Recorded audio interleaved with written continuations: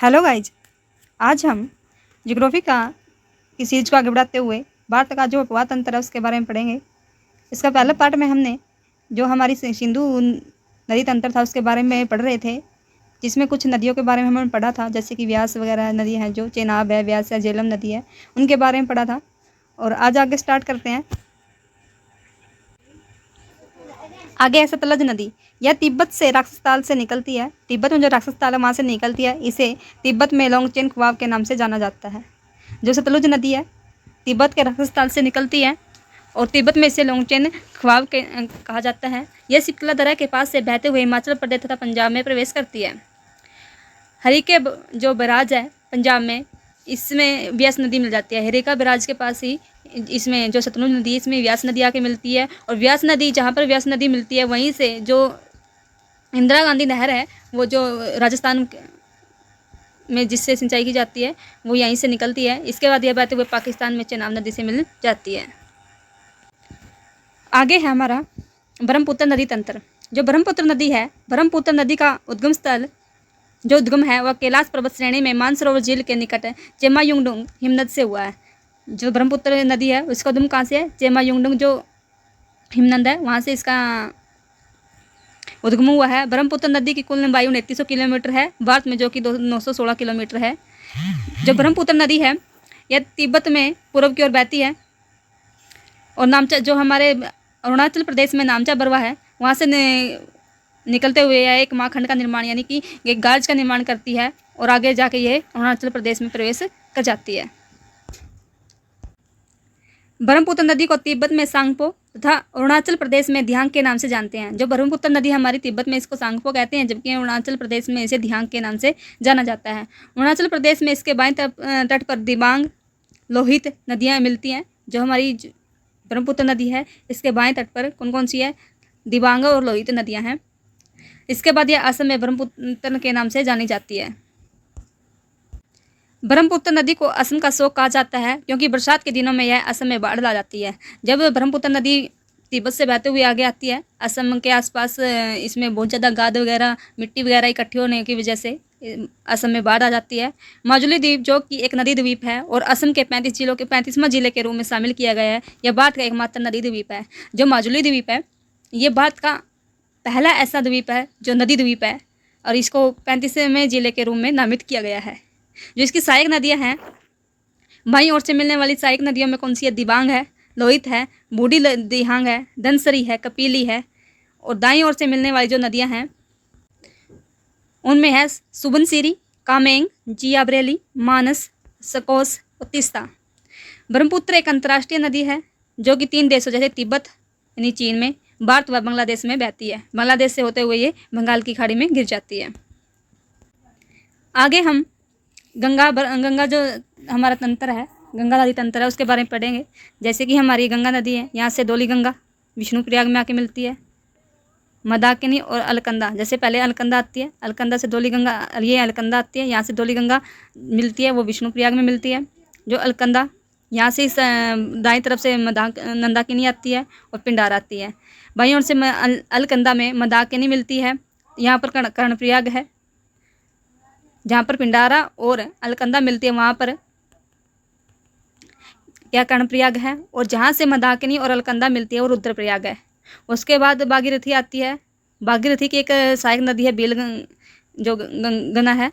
भागीरथी में जब अलकनंदा में भागीरथी मिलती है वहाँ पर देवप्रयाग, इसे गंगा कहा जाता है। आगे इसी पे ऋषिकेश है और हरिद्वार है। आगे इसको डिस्कस करेंगे।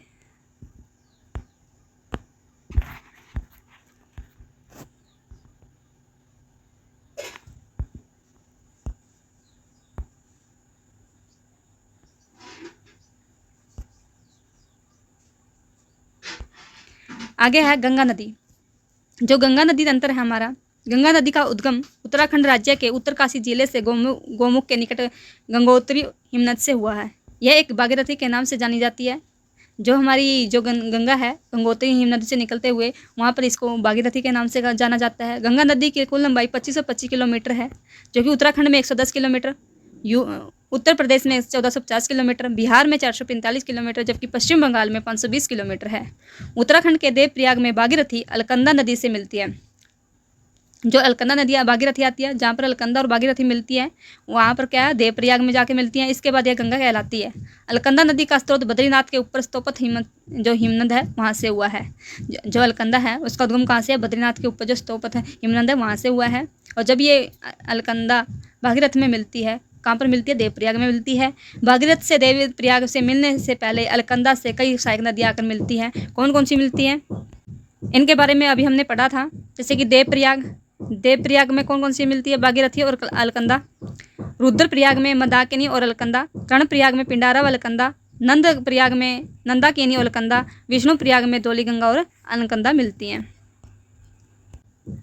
गंगा नदी हरिद्वार यानी उत्तराखंड के बाद मैदानी क्षेत्रों में प्रवेश करती है तथा अपने दक्षिण पूर्व में बहते हुए इलाहाबाद यानी यूपी में पहुंचती है, जहां इसे यमुना नदी, जो कि गंगा नदी की सबसे बड़ी सहायक नदी, आकर मिलती है। जो इसमें कई बार पूछा जाता है कि जो यमुना नदी है वो गंगा नदी में कहाँ पर आकर मिलती है, इलाहाबाद में आकर मिलती है। और ये यमुना नदी गंगा नदी की सबसे बड़ी सहायक नदी है। इसके बाद यह बिहार व पश्चिम बंगाल में प्रवेश करती है। पश्चिम बंगाल में है 2 वर्तिकाओं में बढ़ जाती है। एक धारा हुगली नदी कहलाती है और जो पश्चिम बंगाल में चली जाती है, तथा मुख्य धारा पश्चिम बंगाल में बहते हुए बांग्लादेश में प्रवेश कर जाती है, जहाँ पर इसे ब्रह्मपुत्र नदी और गंगा नदी आपस में मिल जाती है, जहाँ इसे पद्मा कहा जाता है। और जब गंगा नदी बांग्लादेश में प्रवेश करती है उसे मेघमा कहा जाता है। बांग्लादेश में प्रवेश करने के बाद इसे ब्रह्मपुत्र नदी आकर मिलती है, जिसके बाद इसका नाम पद्मा के नाम से इसको जाना जाता है। अंत में यह बंगाल की खाड़ी में अपना जल गिराती है। गंगा की प्रमुख सहायक नदियाँ कौन कौन सी है? यमुना गंगा की सबसे लंबी सहायक नदी है। उसके बाद रामगंगा, गोमती, घाघरा, गंडक, कोसी, महानंदा, सोन जो नदी है ये दाहिनी तरफ से मिलने वाली है। उसके बाद हम पढ़ेंगे यमुना। इस नदी का उद्गम स्थान उत्तराखंड के बंदरपूछ श्रेणी की पश्चिम ढाल पर स्थित यमुनोत्री हिमनद से हुआ था। बंदरपूछ के जो यमुनोत्री हिमनद है वहाँ से गंगा नदी का उद्गम स्थान है। यमुना नदी गंगा की सबसे लंबी और पश्चिमी नदी है, जो गंगा से इलाहाबाद में आकर मिलती है। प्रायद्वीपीय पठार से निकलने वाली चंबल, सिंध, बेतवा, केन इसके दाहिने तट पर मिलने वाली सहायक नदियाँ हैं।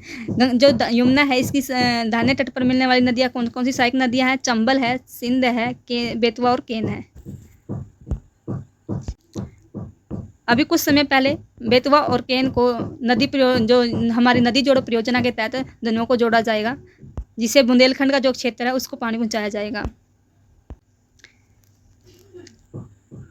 इसके बाएं तट पर हिंडन, रिद्ध, सेंगर, वरुणा आदि नदियां आकर मिलती है।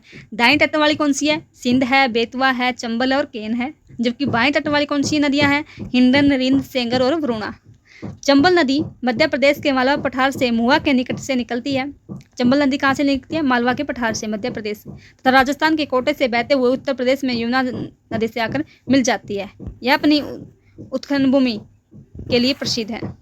यहाँ पर क्यों आपने देखा कि चंबल की जो घाटियाँ हैं बहुत ज़्यादा ऊंची नीची हैं, जहाँ पर जिन्हें बीहड़ बोला जाता है, चंबल के बीहड़ के लिए काफ़ी प्रसिद्ध है। उसके बाद रामगंगा उत्तराखंड में गैरसैंण के निकट गढ़वाल की पहाड़ियों से निकलती है। जो रामगंगा है वो गढ़वाल की पहाड़ियों से निकलती है, उत्तराखंड के गैरसैंण के निकट के लखनऊ यानी उत्तर प्रदेश में आकर गंगा में मिल जाती है। जो गोमती नदी है ये पीलीभीत जिले से निकलती है तथा गाजीपुर में गंगा नदी से मिलती है, तथा लखनऊ व जौनपुर इसी के किनारे बसे हुए हैं। कई बार पूछा जाता है कि लखनऊ यानी गोमती नदी के किनारे कौन से शहर है, जैसे गाजीपुर है, लखनऊ है, जौनपुर है। आगे है जो घाघरा नदी है यह तिब्बत के पठार में स्थित है। मापचाचुंगो हिमनद से निकलती है तथा बाराबांकी जिला में शारदा नदी यानी काली नदी जो इससे आकर मिल जाती है। शारदा नदी है जो हमारी जिसे काली नदी ही बोलते हैं, ये उत्तराखंड में नेपाल और भारत के लिए विवाद का विषय है। अंततः यह छापरा यानी बिहार में गंगा से आकर मिल जाती है। आगे हमारी सोन नदी, यह मध्य प्रदेश में अमरकंटक की पहाड़ियों से निकलती है तथा पटना के पहले गंगा नदी के दाएं तट में आकर मिल जाती है। सोन नदी भी हमारी कहाँ से निकलती है? अमरकंटक की पहाड़ियों से निकलती है और पटना यानी कि बिहार में आकर गंगा नदी के दाएं तट पर मिल जाती है। आगे हमारी गंडक नदी, इसका उद्गम स्थान कहाँ से? नेपाल से हुआ है तथा यह सोनपुर यानी बिहार में आके गंगा से मिल जाती है। जो हमारी कोसी नदी है यह तिब्बत में माउंट एवरेस्ट के उत्तर में स्थित है इसका स्रोत, जहाँ से इसकी मुख्यधारा अरुणा निकलती है। कोसी नदी को बिहार का शोक कहा जाता है क्योंकि यह अपने मार्ग को बदलने के लिए बहुत ज़्यादा फेमस है। महानंदा नदी, महानंदा गंगा के बाईं तट पर मिलने वाली अंतिम सहायक नदी है जो दार्जिलिंग की पहाड़ियों से निकलती है। सो गाइस, ये थी हमारी उत्तर पूर्वी या मध्य भारत की जो नदियाँ थी उनके बारे में पढ़ा। अगली वीडियो में हम प्रायद्वीपीय जो नदियाँ हैं उनके बारे में डिस्कस करेंगे। यदि वीडियो अच्छी लगी है तो लाइक करें, शेयर करें और चैनल को सब्सक्राइब करें। Thank you.